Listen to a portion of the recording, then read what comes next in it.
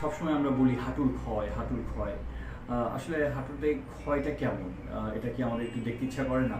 আর হাঁটুটাই বা কী জিনিস, বা হাঁটুটার মধ্যে জয়েন্টগুলো কীরকমভাবে থাকে সেটা তো আমাদের একটু বুঝতে হবে বা দেখতে হবে, জানতে হবে। আমরা যদি একটু কাছে চলে আসি, কাছে আসলে দেখা যাবে যে এই যে একটা হাড়ের নিচের অংশ যেটা দেখা যাচ্ছে পেছন সাইডে যদি আমরা চিন্তা করি, এই হাড়ের নাম হচ্ছে ফিমার। হ্যাঁ, এই ফিমারের নিচে এই দুটোকে আমরা বলি কন্ডাইল। এই যে স্মুথ পার্টটা আছে, এই যে রাউন্ডের যে স্মুথ পার্টটা, এই স্মুথ পার্টটাতেই আমাদের সেই কার্টিলেজ বা কুচকুচি লাগানো থাকে নিচের দিকে। হ্যাঁ, এই কুচকুচি, এই কুচকুচিটা যত স্মুথ থাকবে হাঁটুটা তত স্মুথলি কিন্তু এই যে নিচের যে মেনিসকাসগুলো, সবাই বলে মেনিসকাস টিয়ার, মেনিসকাস টিয়ার, আমাদের কি জানতে ইচ্ছা করে না যে মেনিসকাসটা কি?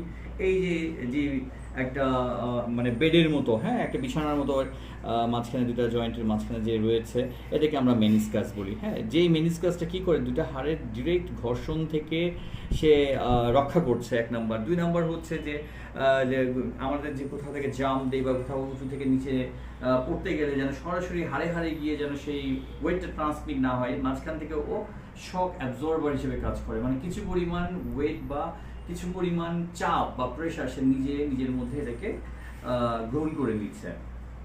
তাহলে এই এই যে মেনিসকাসটা, একেও তো নিরাপদে রাখা বা একেও তো সেফ করে রাখা বা ভালো রাখা, সুস্থ রাখাটাও তো আমাদের দায়িত্ব, তাই না? তো এখন যদি আমার এই স্মুথ সারফেসের মধ্যে যদি সেই কুচকুচিগুলো বা আর্টিকুলার কার্টিলেজ যেটাকে বলছি, সেই কার্টিলেজ যদি ডিস্ট্রাকশন হয় বা ক্ষয় হয়, তখন কি হয়? এই সারফেসটা অনেক ধার হয়, হ্যাঁ, অনেক রাফ হয়। তখন এই রাফ সারফেস দিয়ে যখন এটার উপরে বারবার ফ্রিকশন খাচ্ছে বা এরপরে যখন রোটেট করছে বা মুভ করছে, তখন এই যে মেনিসকাসেরও কিন্তু পর্যায়ক্রমে ক্ষয় বাড়তে থাকে।